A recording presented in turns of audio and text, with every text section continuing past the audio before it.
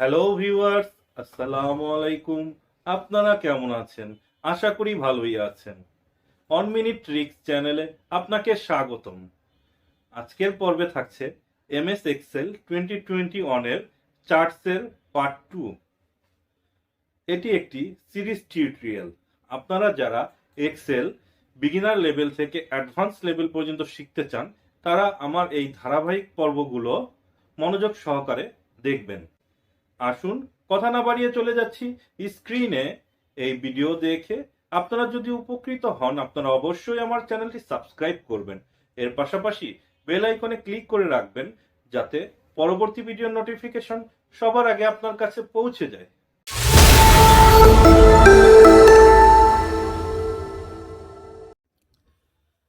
Microsoft Excel 2021 চার্টসের second পার্টে আপনাকে স্বাগতম।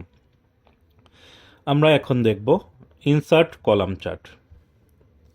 তো কলাম চার্টের শুরুতে আপনারা দেখবেন ক্লাস্টার্ড কলাম চার্ট। এখন আপনাদের মনে প্রশ্ন আসতে পারে, কখন আপনারা কলাম চার্ট ইউজ করবেন? ফোকাসিং ইন্ডিভিজুয়াল বার ভ্যালু, অর্থাৎ বার ভ্যালু যখন ইন্ডিভিজুয়ালি ফোকাস করবেন, কলাম চার্ট প্রয়োজন হবে। তারপর comparison of data with different category, বিভিন্ন ক্যাটাগরি কম্পারিজন করতে কলাম চার্ট প্রয়োজন হয়। Categorical data, time based data.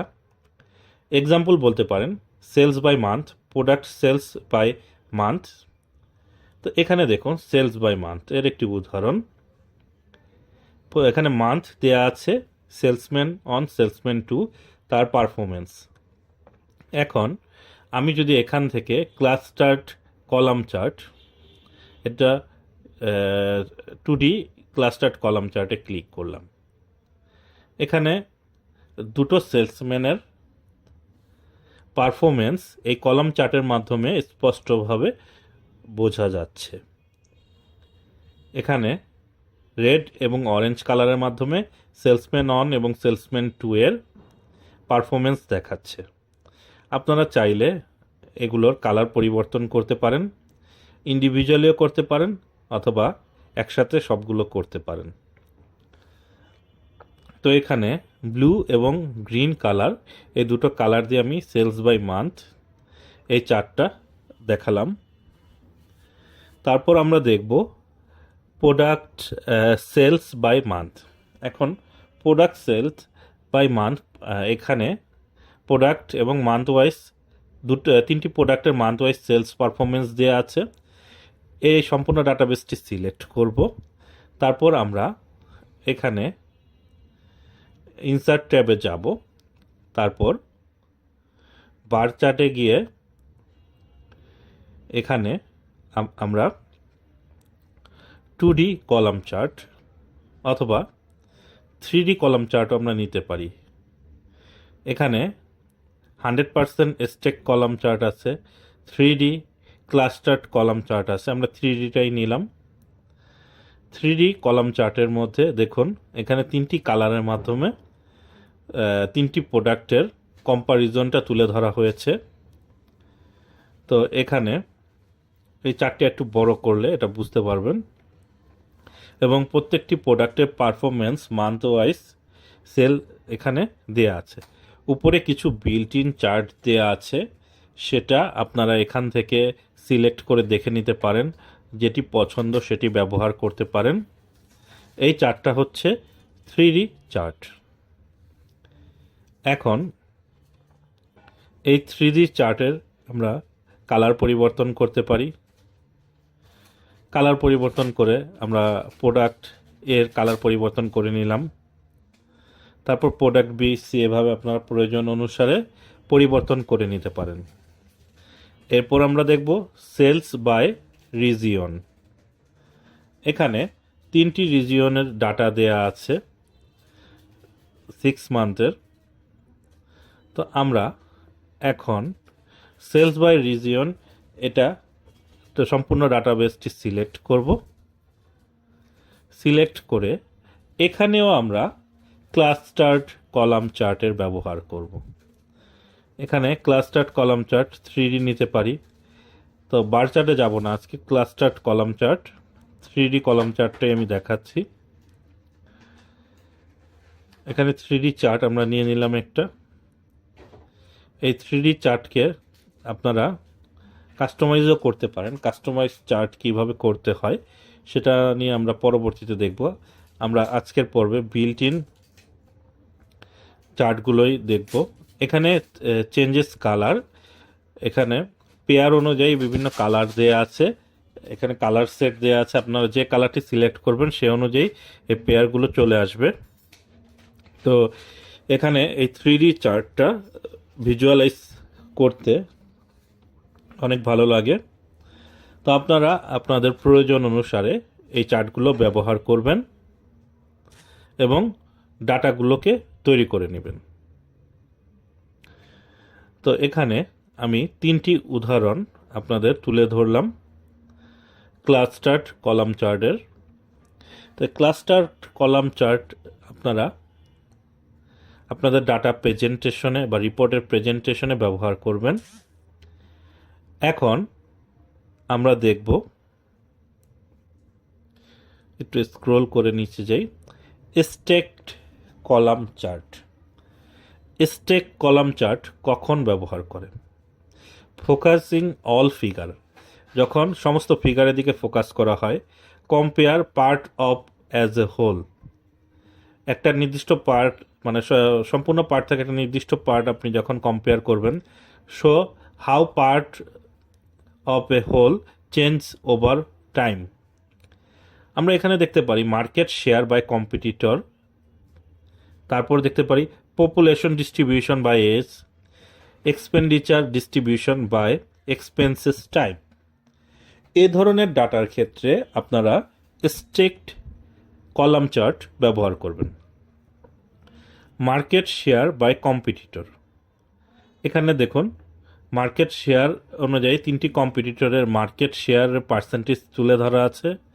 যখন এই ধরনের একটি ডাটাবেস আপনার কাছে থাকবে, আপনারা ভিজুয়ালাইজেশনের জন্য স্টেকড কলাম চার্ট ব্যবহার করবেন। আমি এখানে 2D চার্টটা নিয়ে নিচ্ছি। এই 2D চার্টের মধ্যে দেখুন কম্পিটিটর 1 ABC, এটা 3টি কালারে এসেছে এবং এটার পার্সেন্টেজ অনুযায়ী মার্কেট শেয়ার অনুযায়ী এখানে এই কালারটা শো করছে। তো আমি এখান থেকে একটি বিল্ট ইন চার্ট নিয়ে নিলাম। তো স্টেকড কলাম চার্ট মূলত একটা বারের মধ্যে থাকবে এবং প্রত্যেকের মার্কেট শেয়ার অনুযায়ী বা মার্কেট ক্যাপচার অনুযায়ী এখানে এই ডাটাগুলো তারা প্রেজেন্ট করবে একটির উপরে আরেকটি। তো এখান থেকে আপনারা বুঝতে পারবেন যে কার মার্কেট শেয়ার কতটুকু, সেটা আপনারা এখানে দেখলে বুঝতে পারবেন। তো এখানে আমি এটা ইনসাইডের ডাটাগুলো একটু কালার পরিবর্তন করে নিচ্ছি। তো মার্কেট শেয়ার বাই কম্পিটিটরস আপনারা দেখলেন কিভাবে এই চার্টটি তৈরি করতে হয়। তো stacked column chart population distribution by age, যখন আপনার কাছে এ ধরনের একটি ডাটা থাকবে, এজ গ্রুপ এবং 6 মাসের ডাটা বা এর বেশি হতে পারে, তো সেটার উপর ভিত্তি করে পুরো ডাটাটি সিলেক্ট করবেন। তারপর আমরা 3D স্টেকড কলাম চার্টে ক্লিক করব। 3D স্টেক কলাম চার্ট এখানে আরও কিছু দেয়া আছে, আমি ক্লিক করে জাস্ট আপনাদের ভিজুয়ালাইজেশনটা দেখাচ্ছি। আমরা এখানে ক্লিক করে এই চার্টটা নিয়ে নিলাম। এখন এই চার্টের মধ্যে আমরা কি করব, এখানে কিছু বিল্ট ইন ফরম্যাট আছে, সেটাও একটু দেখে আসতে পারি। তো বিল্ট ইন ফরম্যাটগুলো যাদের হাতে সময় কম তারা বিল্ট ইন ফরম্যাট নিয়ে কাজ করতে পারেন। তো এখানে এই ফরম্যাটগুলোর কালারও আপনার পরিবর্তন করে নিতে পারেন ম্যানুয়ালি, অথবা এখানে এটাকে রোটেশন করে নিতে পারেন, এই বারগুলোকে রোটেট করে নিতে পারেন। এখানে এক্স রোটেশন, ওয়াই রোটেশন, এটা আপনাদের প্রয়োজন অনুসারে যতটুকু রোটেট করা প্রয়োজন এখানে ম্যানুয়ালি আপনারা করে নিতে পারেন জাস্ট প্রেজেন্টেশনের সুবিধার্থে। তো এখানে এই ফরম্যাট চার্ট এরিয়া আমরা আমাদের প্রয়োজন অনুসারে যত ডিগ্রি প্রয়োজন অ্যাঙ্গেল সেটা আমরা করে নেব। তারপর ফরম্যাট চার্ট এরিয়াতে আবার যাব, গিয়ে আমরা এখানে ফিল বর্ডার আছে, আমাদের যেটা প্রয়োজন আমরা সেটা এখান থেকে নিয়ে নিতে পারি। তো population distribution by age group, এটা আপনারা জেনে নিলেন কিভাবে স্টেক কলাম চার্টে করতে হয়। তারপর আমরা দেখব এক্সপেন্ডিচার ডিস্ট্রিবিউশন বা এক্সপেন্সেস গ্রুপ।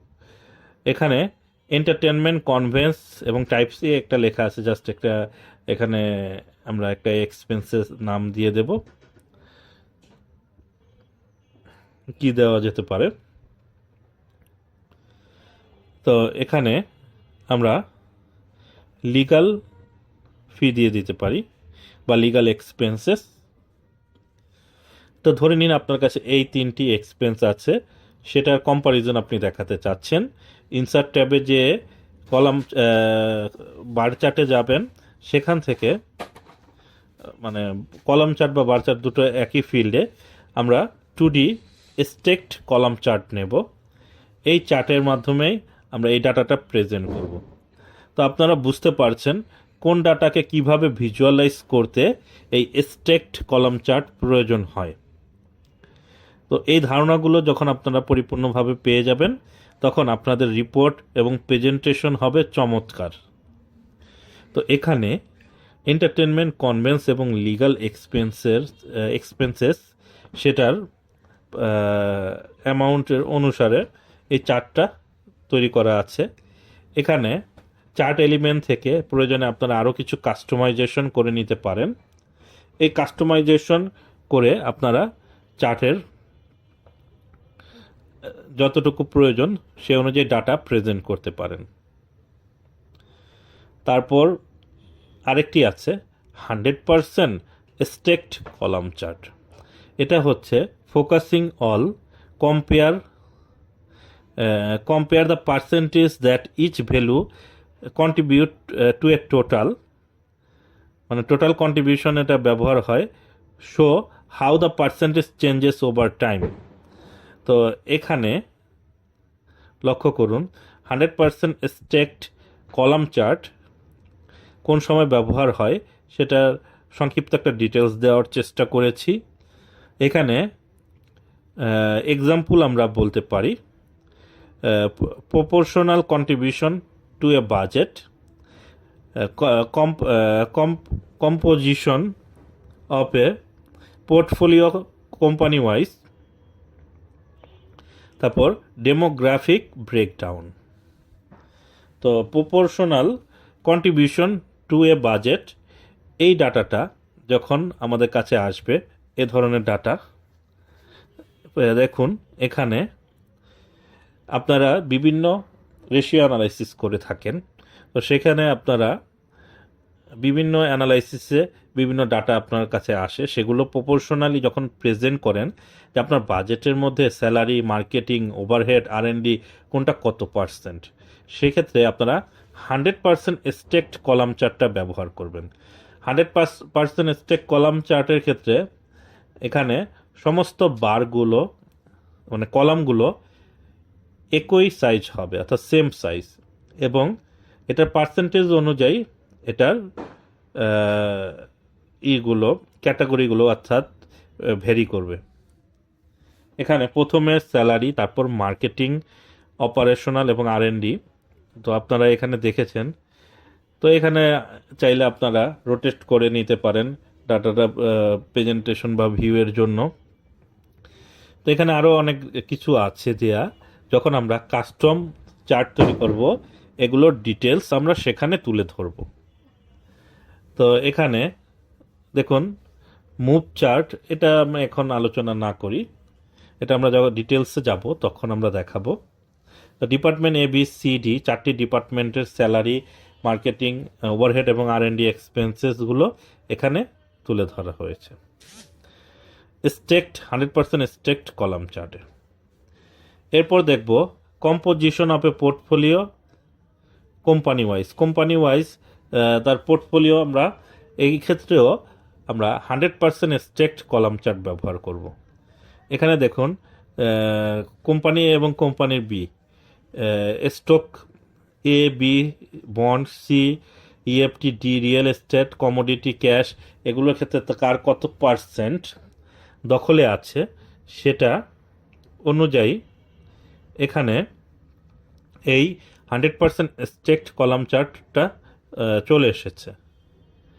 এবং দুটো কোম্পানির কম্পারিজন দেখলে আপনারা বুঝতে পারবেন কোন ক্ষেত্রে কার কতটুকু মার্কেট পোর্টফোলিও কেমন। তো এখানে composition of A portfolio company wise এই ধরনের ডাটা প্রেজেন্টেশনেও আপনারা 100% স্টেকড কলাম চার্ট ব্যবহার করবেন। এরপর আমরা দেখতেছি ডেমোগ্রাফিক ব্রেকডাউন। আপনাদের কাছে ডেমোগ্রাফিক ব্রেকডাউন আপনার কোনো প্রজেক্টে কাজ করলে সেখানে ব্যবহার হতে পারে। এজ গ্রুপ অনুযায়ী কত পার্সেন্ট লোক কোথায় কী ধরনের লোক কাজ করছে, বা আপনার সেলসের রিপোর্টও আপনারা বের করতে পারেন এজ গ্রুপ অনুযায়ী আপনার প্রোডাক্ট কোন গ্রুপের লোক কত পার্সেন্ট ক্যাপচার করছে। তো এখানে 100% স্টেকড কলাম চার্টে আমরা যাব। তো এখানে দেখুন সুইচ রো টু কলাম দিয়ে আমরা একটা রোতে এর পার্সেন্টেজগুলো করে নিতে পারি। আচ্ছা, তো ডেমোগ্রাফিক ব্রেকডাউন আপনারা দেখে নিলেন। তো আশা করি বুঝতে পারছেন কিভাবে এই চার্টগুলোর ব্যবহার করবেন। আজকের ভিডিও এই পর্যন্তই। আসসালামু আলাইকুম, আল্লাহ হাফেজ। Microsoft x